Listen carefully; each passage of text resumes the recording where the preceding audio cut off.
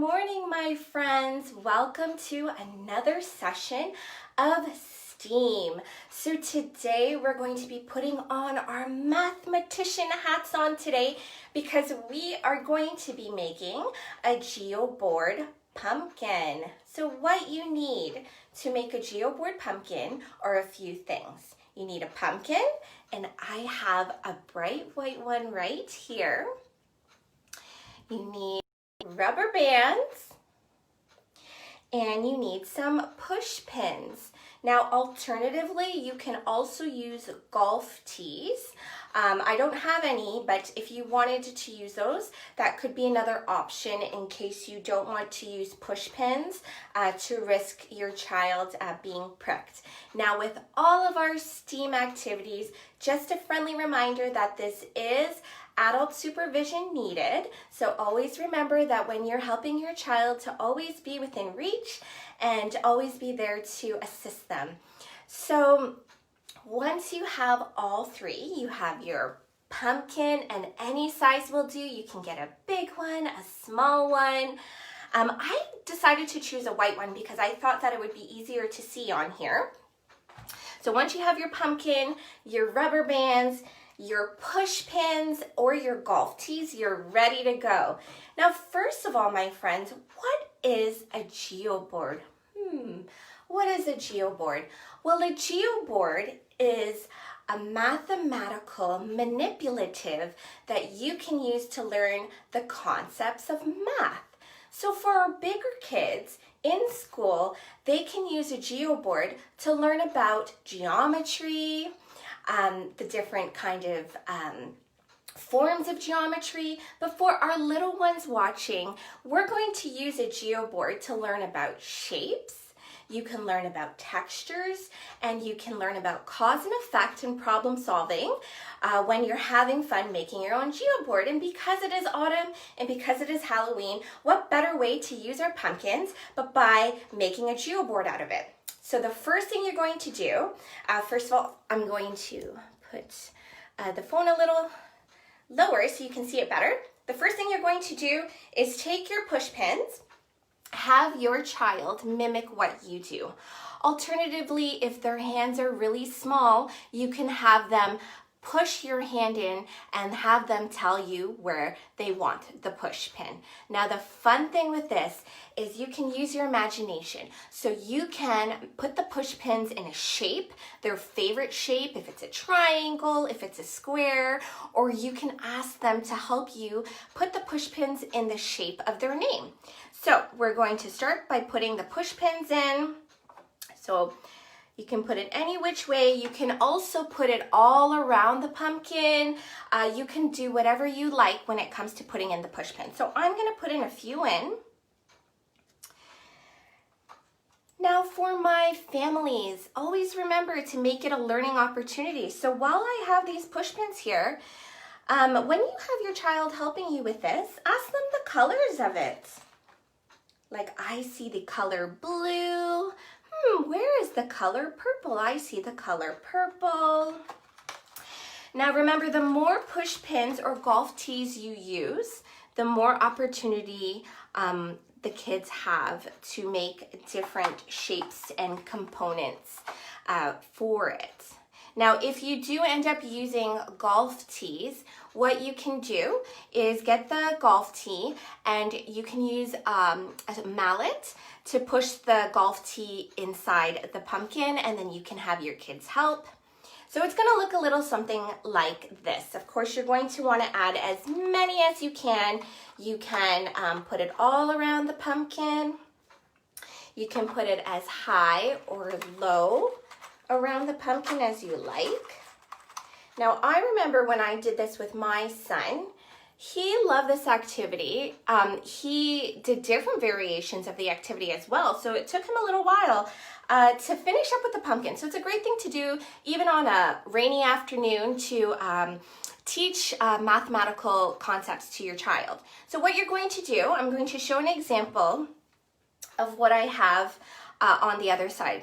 So this is an example of some push pins that I've already put in.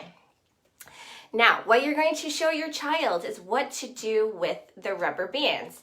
So as you can see, I've already had some shapes put on here. Actually, it was my son who put these on here, and I said to him, you know, use the rubber bands and do whatever you like with them. So what you're going to do is once you've put all the push pins in to your liking and your child's liking, you're going to have them choose a rubber band, get the rubber band, and tell them to put it on.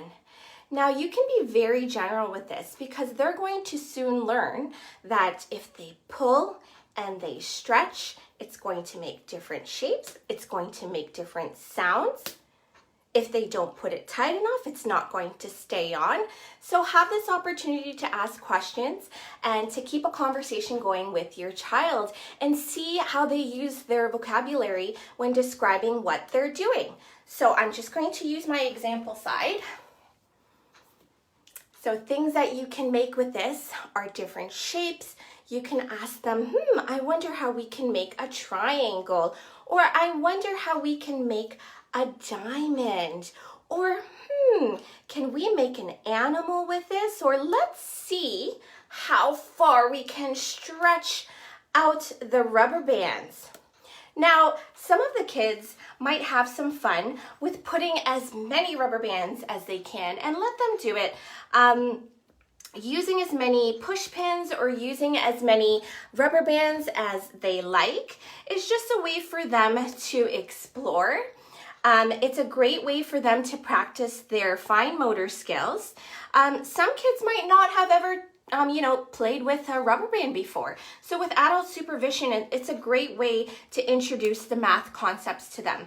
And for our families that have older siblings, you can expand on this. So if they're starting to learn about more advanced shapes, you can ask them to make those onto your Geoboard. You can also ask them to put the push pins in the shape of the letter of their name. So for example, I would put the letter K. If your name is Alana, you would use the letter A and have them put the rubber bands on it as well, okay?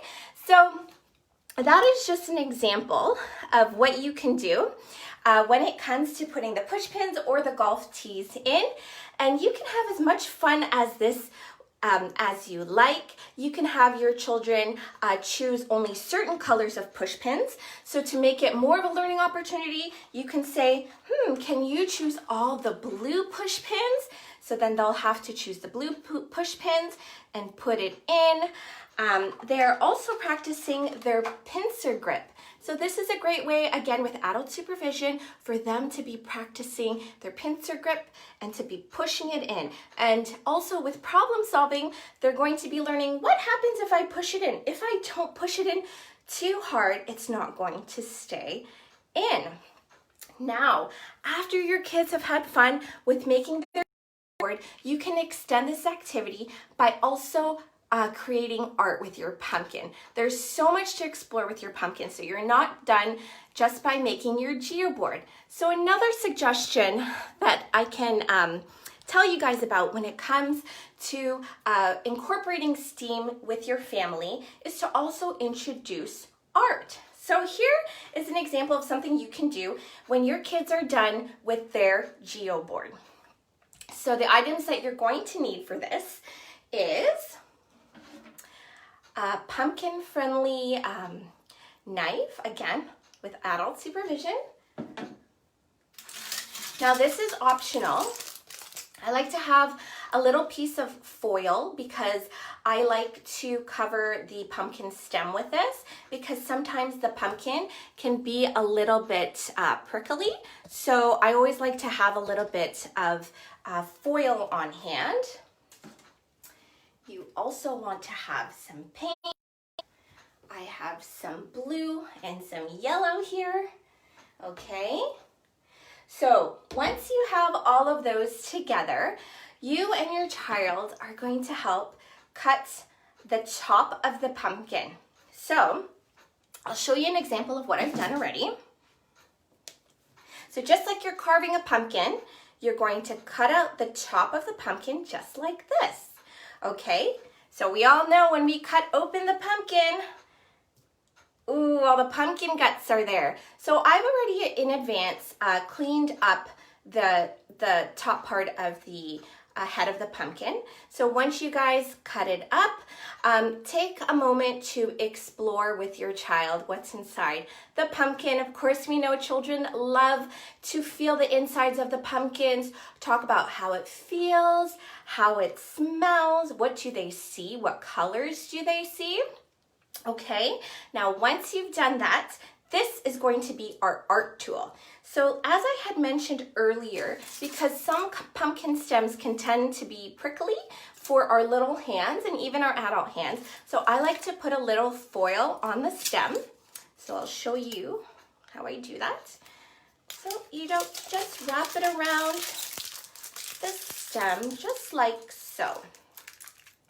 Okay. So just like when we were making our Geoboard, this is a great introduction for your child to be continuing practicing their fine motor skills. So when they were practicing their pincer skills, now they're going to be practicing their grip. So putting their hand around the stem. This is going to be their painting stamp, okay? So that's what you're going to do. You're going to go like that. And then you want to get a paper plate or whatever you can find in the house that's disposable or that you can wash with the paint. So you're going to put your paint on there. You want it to have a space. You want it to be on a space that fits the stem. Okay, so as you can see, I've put some different colors. Now, it's up to you. You can put one color at a time on different plates, or I decided to mix in some colors. We have some green and some yellow and some blue because I wanted to see what would happen if we stamped the pumpkin stem at the same time. So what's going to happen now is you're going to tell your child to grab onto the pumpkin head here, and they can have their fun at stamping it in. Let them create, let them explore. They can push it into the colors, see it mix. And then the fun part as well is when you tell them to lift it. What colors do they see? I see blue. Okay, let's see cause and effect. If I push it back in, what color do I see now?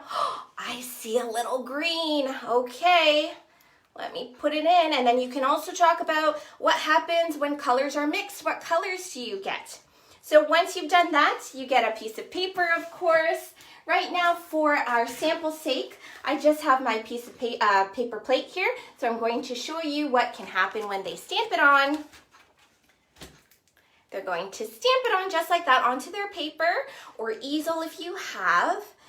And of course, it might not come out as a specific picture, but talk about it. You can ask them, what did you make? When I had my son do this, he said we use the color blue and green and yellow as well, and he said he made a big blue sky. And we also incorporated some googly eyes, so we made a big blue monster. You can do whatever you like when it comes to the art process of this. Now, continue to expand on this. Once you've done your Geoboard, once you've done your creative art, of course you have what's left is inside of the pumpkin. And with any pumpkin, of course you want to have your kids help you out. Scoop it out.